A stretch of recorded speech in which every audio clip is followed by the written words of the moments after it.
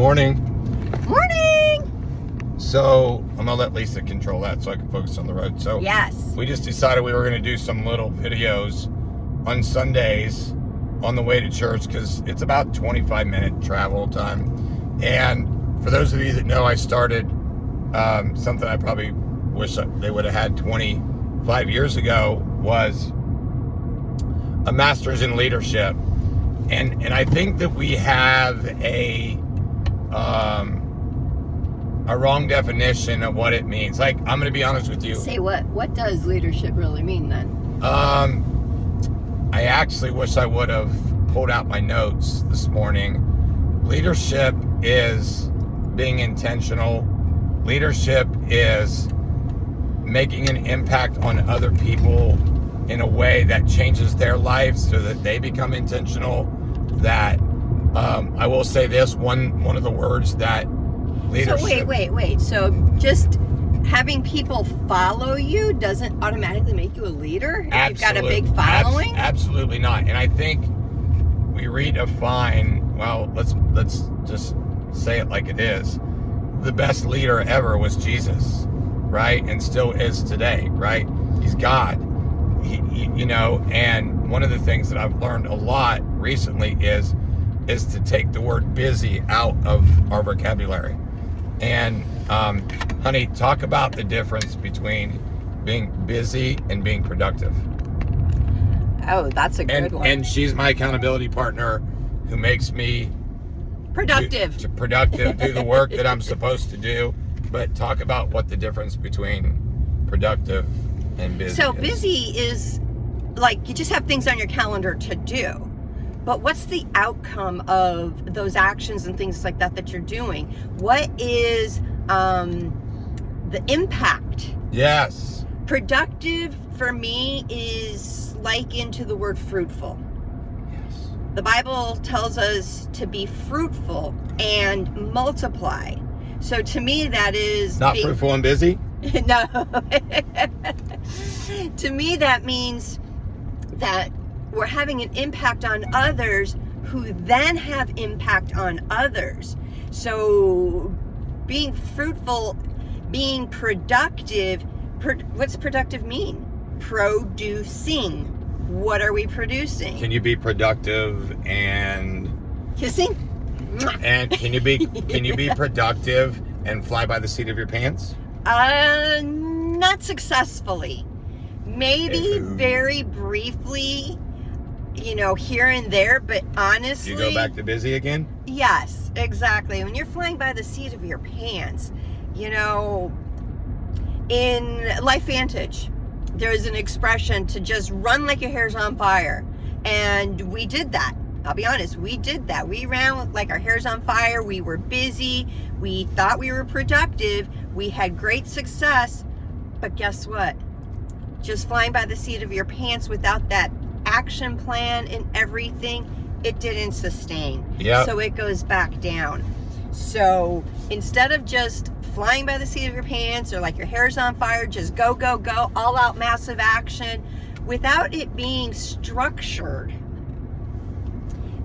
it's not going to count to much. Yeah, and one of the things I think is super important that you realize is that for me, like, I screw up. I say things I shouldn't say. No, you've never done that. Yeah, right. Neither have I. I'd say things out of anger, out of emotions, out of resentment. To a good point. I've affected friendships. But what I've learned from this leadership thing is that were those people really your friends? Lisa and I stand on the word forgiveness as part of being a leader. Christ said 7 times 70, right? Like, I have friends of mine that I've had for a long time because we have mutual love and respect to each other. I've had friends that have said stuff about me and to me that bothered me and hurt me. But I understand that I've done that to others. So how can I not forgive them, right? Right. When I've done the same thing to other people, right? And I think we miss that point as leaders. And I'll be honest, we have struggled I mean, we have struggled in areas where now I realize how not to struggle in those things. One of our clubhouse rooms we were talking about this morning was reset. I think that leaders have to reset less because of their intentionality. They let their, I will say this, honey, a leader lets their yes be yes, lets their no be no. They, there's not a lot of confusion in their life. They're very organized. One of the things that... Yeah, let me interject. And before she interjects, I'll just say this. A lot of times in my life, I have not been organized. So I'll just say that. So he touched on a couple of things here about leadership and forgiveness. You know, forgiveness doesn't mean it was okay. Forgiveness isn't Correct. For the other person. It's for you, your own heart, and keeping whether that they forgive you or not, right? Right standing with God. But forgiveness also includes boundaries. You know, you forgive somebody, they come back and they do it again. You forgive them, they come back and do it again. You forgive them, they come back and do it again. You forgive them. Are you going to continue to let them come back and do it again? Yeah. I would hope not. That should be your, I forgive you, but I need to protect myself.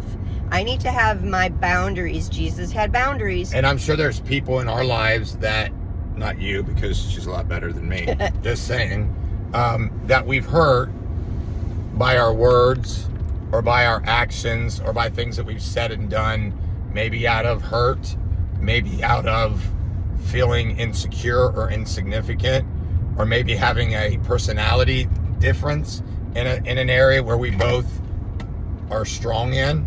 And I'm thinking of a couple instances right now with some friends that there's been some disconnect. And sometimes I don't understand it, but I respect it because it happens, right? Yep. Like it happens. And so you just have to let those situations go, give them to God and say, God, how do you want to be glorified in these situations? And so, yeah. Yeah, and I don't know why, but I feel kind of like I need to go back to the whole forgiveness thing. How do you forgive somebody when you've been hurt, you've been wounded, it was just wrong? How do you forgive somebody but keep them out of your life even? And that, again, is a hard issue. You're forgiving them unto God, because it is a commandment, you know, forgive others if you have been forgiven. But forgiveness sometimes is a process. It's a decision mentally, you know, in our mind. It's a deliberate intention. Being a good leader has to, you know, choose to forgive. But the emotions don't always catch up. How do you forgive when you don't feel like it, or you still are wounded? That's where that whole process of forgiveness comes in, because once you've been able to be healed from the wound, then you know you can talk about a situation without feeling tense inside or crying. That was for me. I had a situation I had to forgive, and every time I would talk about that situation, I would just start to cry until the one day I was talking about that situation, sharing it, and I didn't cry. I actually was able to feel compassion. Yes. So forgiveness isn't always instantaneous, but it is an instantaneous decision. That's good. That's good. So let me just say this one thing. I'm going to use that to lead into this example of Peter, right? He denied Christ 3 times, right? And he became one of Jesus's closest friends, right? And obviously Jesus knew that that was going to happen. He knew that he was going to betray him. So sometimes we know that, you know, friends in our lives are going to sin and fall short of the glory of God. As are we. As are we. So we forgive them the same way, right? We are people. If we didn't forgive people in our lives, we would probably have no friends. We wouldn't have a marriage. I can tell you that. The church would have thousands of church hoppers around, right? And so we have to learn to forgive. If you're in your life and there's somebody that you are close to or you've been close to, and this is a side note, don't text message with them. Have a conversation. I said this probably 10 times this week to friends that asked me for advice, coaches, students, parents of students. I told them, never communicate something serious through a text message. Pick up the phone and call that person. You know, somebody said to me the other day, Michael, I don't know how you serve as a chaplain for sports at 2 schools that are rival schools. And now it's even harder because kids transfer, coaches get fired, administrators change, principals change, everything's changing. But change is inevitable. You either embrace it and grow and learn from it, or you don't. And so that's my encouragement to you when it comes to being a leader is I've always known I was a leader, but I never took the action to become that leader. So then, does that mean you were truly a leader in that season? Probably not. And so you had the followers, and I guess that kind of goes back to my first thing. You know, having a bunch of people follow you, a bunch of people agreeing with you, and all of that doesn't always mean you are a leader. Well, I think it's a different understanding. Right. Okay. Right. Doesn't mean that you aren't preferably what people would look at as a leader. But now that I understand the true meaning and definition of a leader, not just from the world's perspective, because from the world's perspective, you can have 10,000 followers on social media and people will call you an influencer, right? Right. But an influencer is not necessarily a leader, right? And in this leadership program I'm with, there's pastors in there that pastor large churches, and I've said I've been pastoring this church of 5,000, 10,000, and I'm still not a leader, right? They're becoming a leader. And I think being a leader now in the kingdom is the time for people to look at themselves in the mirror and become a leader. I think fathers need to become a leader. I think mothers need to become a leader. I think bosses at jobs need to become leaders. I think so. Leadership, being a leader, is more than just a title or a position. It's action, number one. And I shared this today. Years ago, I interviewed. If you ever go back and listen to any of my podcasts, and I'll post which one it was in the comments. There was a young man. And or you can find it on YouTube at Michael Huey.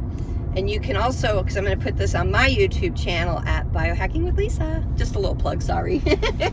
and there was a guy named Daniel, young boy named Daniel, who was a pastor's son. And his father stopped enabling him. He was, wrapped up in alcohol and drugs. And he said, I'm not going to enable you anymore. I'm not giving you money. And I've had friends that their fathers have done that to him too. And Daniel got it. Like, he got cleaned up, went on, learned how to do real estate, and became very wealthy and paid his father back for all the money that he had borrowed from his dad. And I asked him what made the change. And this is what he said. I'll never forget this. Lisa's heard me say it 1,000 times. The difference between wisdom and knowledge is the action that you take from the revelation that you receive. And that is what makes a true leader. Amen. You guys have a great day. Happy Sunday. Blessings. Live healed, whole, and holy, because Jesus paid the price. Amen.